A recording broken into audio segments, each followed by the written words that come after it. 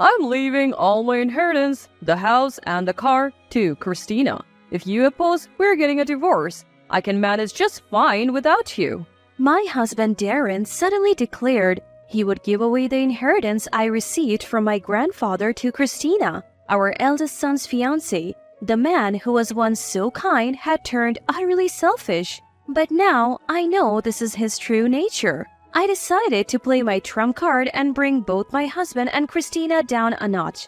First, it seemed like the two of them had a big misunderstanding. So I decided to correct that. Imagining the look of despair on their faces, I began to speak. My name is Shiri. I'm 45 and work part-time while managing the household.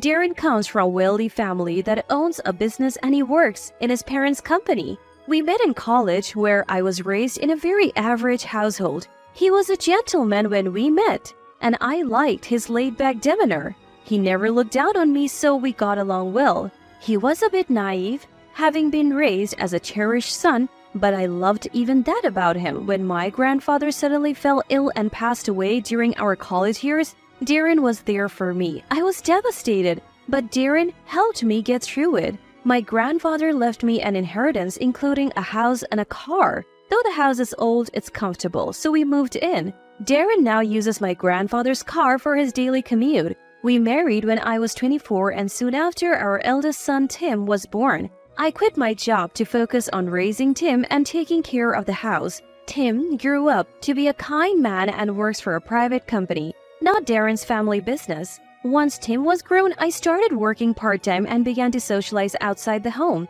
I wanted to see the world beyond our home. Darren often had work-related social events, but he told me not to bother attending, so I didn't have many external connections. His business was struggling, so I wanted to contribute to our financial stability. I made some good friends at work and life was going well until something shattered it. One day, Tim called me.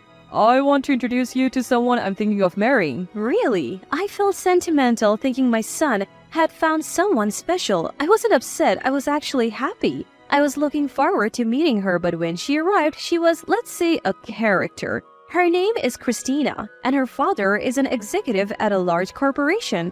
She met Tim through work, and although they work at different companies, they continued to see each other and started dating. That wasn't an issue. Her personality was, in a word, Christina was a drama queen. The moment we met, Christina greeted me with an exaggerated, "Hello, you must be Sherry, right? Nice to meet you," while batting her eyelashes. Honestly, I'm not a big fan of this type of behavior, but I thought she must have some redeeming qualities if my son chose her. However, Christina continued to be rude. She complained about the tea and snacks I offered, saying, "These aren't tasty, not my style at all." She even mocked me for working part-time. "So you work, Sherry? Even though Darren makes good money, are you bad with finances or something?" When I explained that I wanted to socialize since I had been home raising Tim, she dismissed me, saying, "You're just a workaholic." Furthermore, her table manners were atrocious. It became apparent during dinner. Darren may be naive in some ways, but he was well taught in table manners. Christina, on the other hand, had a strange way of holding her fork and knife and talked with her mouth full. She had so many etiquette issues that I didn't want to share another meal with her. Tim finally said, "Christina, you can't keep being rude like this." She finally quieted down but was clearly in a bad mood. Later, Tim apologized to me. "Oh, I'm sorry for how Christina acted. She's not usually like that. She's supposed to be more polite and considerate." There is no need for you to apologize, Tim, but I don't want her to be part of our family. I get it. I'll talk to Christina." Tim agreed with me. A few days later, Christina came to apologize, led by Tim. "My pet cat has been sick and I've been in a bad mood. I also don't get along with my strict mother, so I took it out on you, Shiri. I'm really sorry." She bowed her head several times, showing remorse. Darren and I decided to forgive her since she apologized properly. After that, Christina behaved well and was kind to me. My negative impression of her faded and I gave my blessings for their marriage. Eventually, Tim and Christina got married and started a happy life, but that was the beginning of a nightmare. A month after their marriage, Christina showed up at our house with one cat. "This is Mia, my pet. She's not listening to me anymore and I can't keep her. Can you take her?" "Oh, wait, you're so worried when she was sick and now you're giving her up?" I was puzzled, but Darren said, Well, why not? We can take care of her.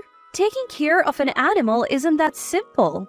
I objected, but Darren overruled me and took the cat on the spot. When a family member is in need, you help them out. You take care of this cat. I'm not interested in cats. Darren said this and retreated to his room. He and Christina seemed to get along well, maybe because they both come from wealthy backgrounds, but treating an animal's life so carelessly made me lose trust in him. I tried to find a new home for Mia the cat but had no luck. In the end, I took care of her myself. Mia turned out to be adorable and grew attached to me. It was a good thing, but Christina continued to make unreasonable demands like asking for money or help with chores. Darren indulged her every whim and dumped all the responsibilities on me. I grew increasingly frustrated and suspicious of their motives. I decided to consult him and do some digging on those two. One day, I came home from work to find Christina at our house again. Actually, I had something to discuss with both Christina and Darren, so the timing was perfect. But then Darren dropped a bombshell. I want to give all my inheritance, the house and the car to Christina. What? I was stunned. You mean the inheritance, house, and car that I inherited from my grandfather? Yes, I want to give Christina everything your granddad left you. Darren said this as if it was the most natural thing in the world. Christina seemed eager to accept, saying, I would like to have it all by the end of this month if possible. She was back to her old self. I was furious at their audacity. Darren, seeing my displeasure, yelled, Shut up! I'm giving everything to Christina. If you oppose, we're getting a divorce. I can manage just fine without you.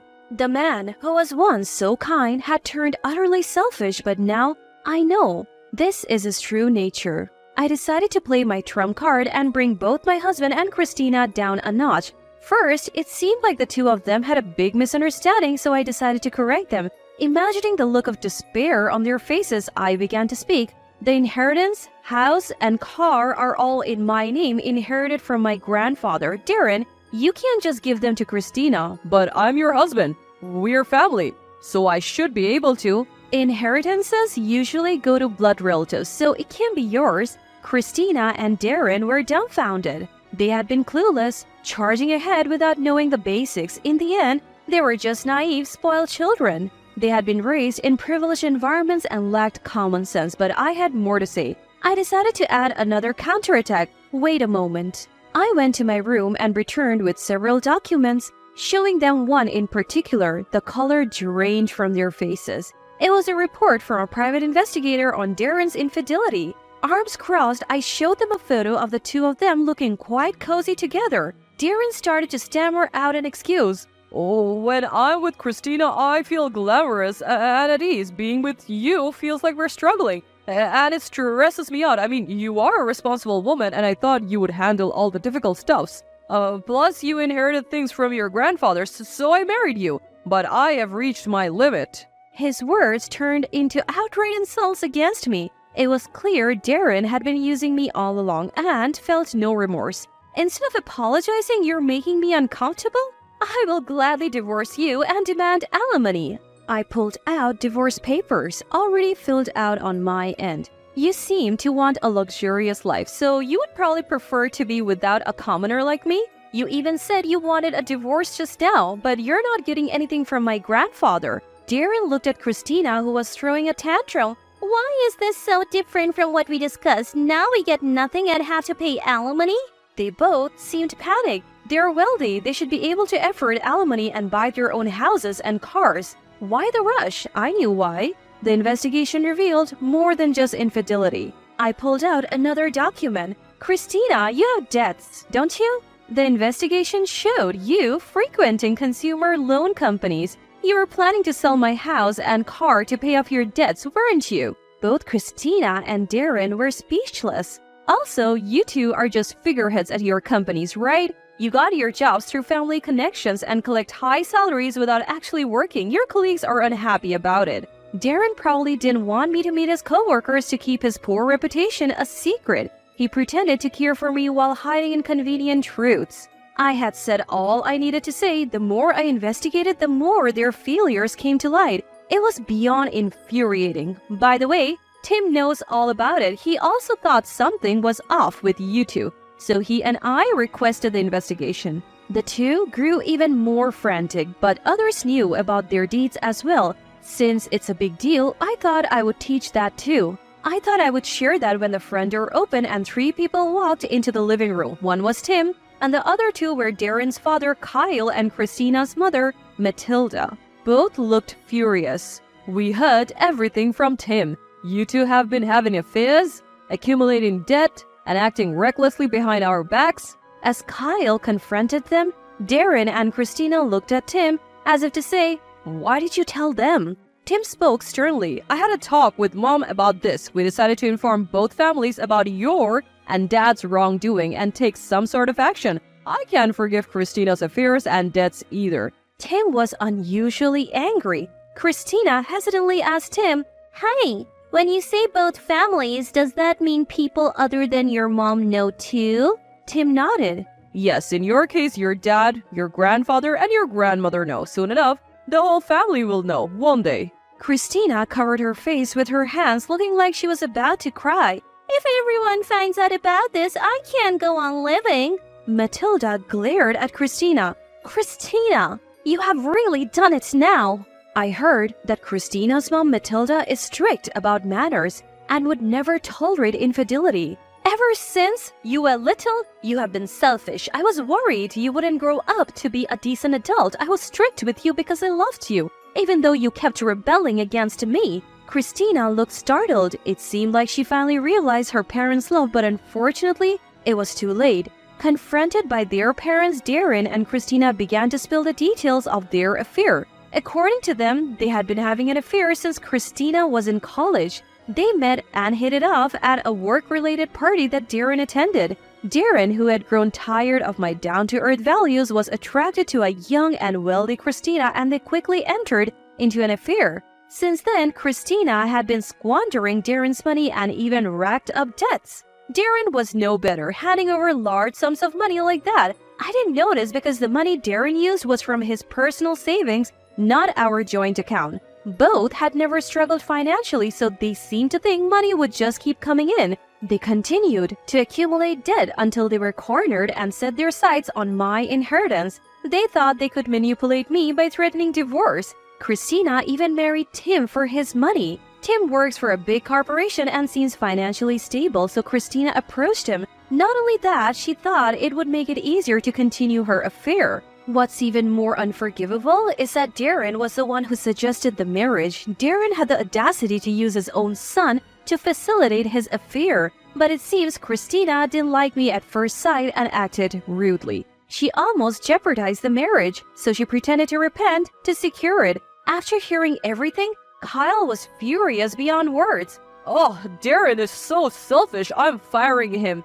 Hearing this, Darren was shocked. You're kidding, right? I gave money to Christina, so I don't have any savings left. You got me this job through your connections, and you've been paying me well. Look, I've been lenient because you're my son, but this is the last straw. Being soft on you isn't helping you. Plus, you know our company is struggling, right? We can't afford you anymore. The staff is fed up. You're fired. You're in your 40s.